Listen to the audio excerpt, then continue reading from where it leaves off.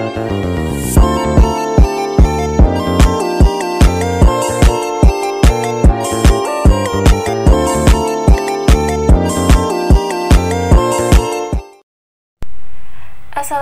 warahmatullahi wabarakatuh. Sebelumnya perkenalkan, nama saya Anissa Deviani, NIM 08011 0824 25004. Di sini saya akan nge-review jurnal internasional Matematika Keuangan.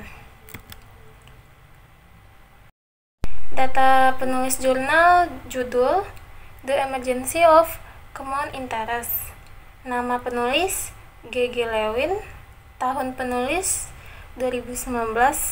Nama jurnal British Actuarial Journal, volume jurnal 24, halaman 1-5 dan 15-18.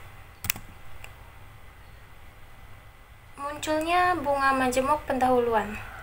Bunga majemuk diketahui oleh peradaban kuno, tetapi sejauh yang kita tahu itu tidak sampai abad pertengahan kali-kali matematika mulai menganalisisnya untuk menunjukkan bagaimana jumlah yang diinvestasikan dapat meningkat dan beberapa banyak yang harus dibayar untuk anuitas.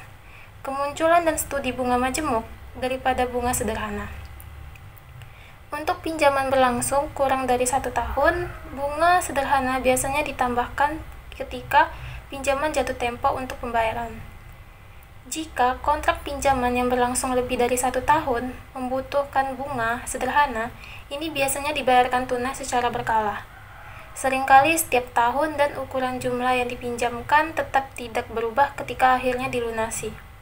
Kadang-kadang, bagaimanapun bunga sederhana ini tidak dibayarkan secara tunai setiap tahun, tetapi dijumlahkan dan ditambahkan ke jumlah pokok yang tidak berubah yang jatuh tempo untuk pembayaran kembali pada akhir pinjaman. Di mana bunga majemuk diperlukan bunga yang timbul setiap tahun ditambahkan pada akhir tahun ke jumlah pokok yang dipinjamkan dan tidak diperlukan pembayaran tunai dari pinjaman pada tahap itu. Karena pokok telah meningkat, bunga yang timbul pada tahun berikutnya lebih besar. Proses ini dilanjutkan dengan peracikan bunga tahunan ke dalam pokok sampai pinjaman dilunasi, dengan dimana jumlah yang dibutuhkan mungkin jauh lebih besar dari jumlah yang awalnya dipinjamkan, dan mungkin sulit bagi peminjam untuk membelinya. Dia mungkin kadang-kadang tidak menyadari sejauh mana utang terus bertambah hingga masa pinjaman berakhir. 1 tambah I pada periode pertama akan menjadi modal atau pokok pada awal periode kedua, sehingga pada periode kedua akan diperoleh bunga I 1 tambah I. Zaman kuno. Ada baiknya kita tinjau sedikit yang telah kita ketahui tentang penggunaan bunga majemuk dalam peradaban kuno. Gagasan mengenakan bunga atas pinjaman mungkin muncul pertama kali dari pinjaman ternak antar tetangga. Seorang penulis modern mengatakan bahwa kata-kata untuk bunga dalam bahasa Sumeria, Yunani kuno, dan Mesir semuanya berhubungan dengan ternak atau keturunannya. Dan ia berspekulasi bahwa bunga dipandang sebagai analogi dari peningkatan alami dalam kawanan ternak saat dipinjamkan kepada tetangga. Bunga sederhana dan bunga majemuk. Dalam banyak buku aritmatika awal, kita menemukan masalah yang berhubungan dengan bunga sederhana dan bunga majemuk, yang merupakan konfirmasi yang jelas bahwa bunga tidak selalu dimajemukkan, bahkan ketika transaksi berlangsung selama berapa tahun. Akan tetapi dari sudut pandang bank, bahkan jika hanya diizinkan untuk membebankan bunga sederhana kepada peminjam, asalkan bunga diterima secara tunai pada akhir setiap tahun atau pada pelunasan pinjaman lebih awal, bunga tersebut dapat digunakan untuk membuat pinjaman baru pada saat itu kepada peminjam lain.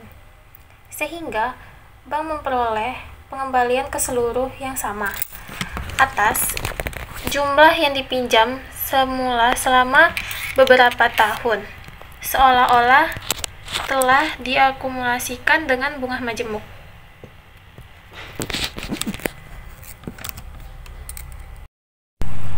Rumus bunga sederhana dan bunga majemuk. Bunga sederhana adalah bunga yang diperoleh dari investasi sebesar 1 yang besarnya konstan setiap periode. Seperti rumus T sama dengan 1 tambah TI sama dengan 1 tambah TI, atau T lebih besar sama dengan 0. Bunga majemuk adalah bunga yang diberikan berdasarkan modal awal dan akumulasi bunga pada periode sebelumnya. Seperti rumus di bawah ini. Studi tentang bunga majemuk.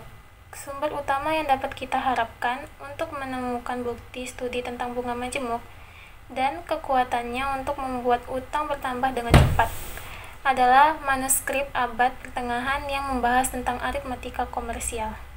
Akan tetapi, saya akan membatasi kesimpulan saya pada beberapa manuskrip yang rinciannya telah dicetak, karena saya belum dapat mempelajari manuskrip yang masih berupa manuskrip. Manuskrip yang terakhir tentu saja dapat membuat bukti tambahan, tetapi hal ini harus tetap ada untuk peneliti di masa mendatang untuk mengungkapnya. Sumber lain yang telah saya rujuk mencakup beberapa buku cetak yang membahas tentang aritmatika komersial sejak tahun 1489 dan seterusnya. Anuitas, rangkaian sistem cara penerimaan atau pembayaran tetap yang dilakukan secara berkala pada jangka waktu tertentu. Bunga tidak hanya dibebankan pada pinjaman, tetapi juga berperan dalam pemberian anuitas oleh satu orang ke orang lain. Pembelian membayar sejumlah uang dan menerima pembayaran tahunan tetap dari penjual yang menagih real estate sebagai jaminan. Anuitas biasanya berlanjut tanpa batas waktu daripada berhenti setelah jangka waktu tertentu. Penjual dapat menembus anuitas kapan saja dengan membayar kembali jumlah yang diinvestasikan, tetapi pembeli biasanya tidak memiliki hak untuk meminta pembayaran kembali modalnya. Namun pembeli dapat menjual anuitasnya kepada pihak ketiga dengan harga sekaligus. Anuitas seumur hidup dibayarkan hingga kematian individu yang ditunjukkan atau terkadang hingga kematian orang terakhir yang masih hidup dari dua individu, misalnya suami dan istri. Pinjaman ini membayar tingkat bunga nominal sebesar 5% per tahun dari nominal dalam 2 kali angsuran setengah tahun. Anuitas ini biasanya tidak dapat ditebus tetapi dapat dijual di pasar terbuka dengan harga sekaligus.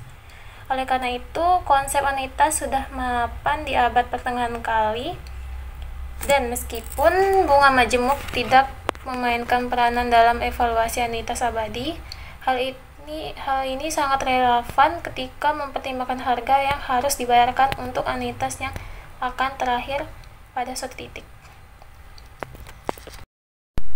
Suku bunga yang mendasari transaksi anuitas seperti yang telah kita lihat di atas. Pada tahun 1620, telah ada pemahaman menyeluruh tentang sebagian besar teknik yang diperlukan untuk analisis transaksi bunga majemuk, dan tabel serta logaritma telah muncul yang menyederhanakan pekerjaan aritmatika. Namun ada satu jenis masalah yang masih menimbulkan kesulitan. Ini adalah pertanyaan tentang bagaimana menentukan tingkat bunga majemuk yang mendasari transaksi anuitas ketika diberikan harga pembeli, pembayaran tahunan, dan periode pembayarannya. Setiap obligasi memberi investor aliran pendapatan seperti anuitas dan keuntungan atau kerugian modal pada penebusan saat obligasi jatuh tempo. Akan tetapi, matematika bunga majemuk masih belum lengkap dan tidak ada metode terbaik yang diterima secara umum untuk menentukan imbal hasil obligasi ini dengan cepat.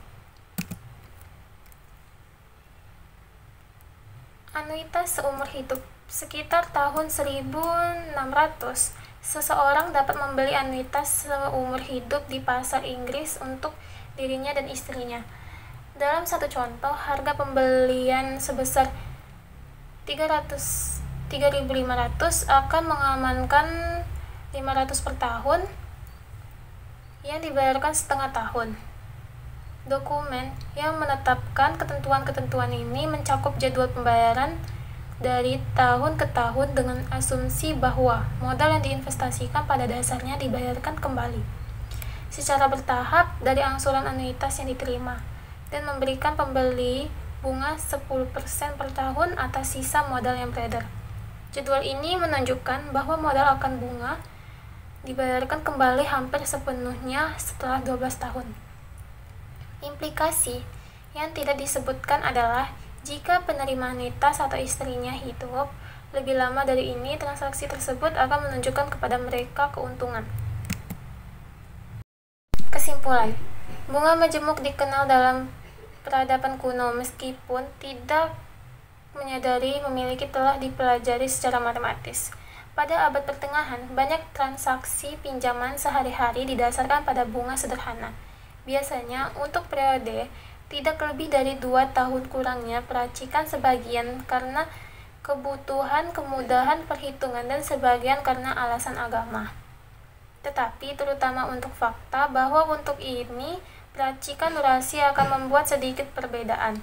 Meskipun bank-bank abad pertengahan tidak dapat sebagian besar membebankan bunga pinjaman individu, dan bahkan kecil kemungkinannya bahwa mereka akan diizinkan untuk menambah bunga apapun yang dibebankan. Namun, bank-bank sangat mahir dalam bunga majemuk dan memiliki tabel. Hal ini dikarenakan transaksi komersial antar pedagang cenderung tunduk pada lebih sedikit pembatasan, dan peracikan kadang-kadang diizinkan untuk peminjaman jangka panjang yang dirancang untuk membiayai perdagangan. Selain itu, jumlah yang disisihkan dalam kolam untuk peminjaman jangka pendek dengan bunga sederhana kepada sejumlah peminjam pada giliran tersebut menghasilkan bank setara dengan pengembalian bunga majemuk.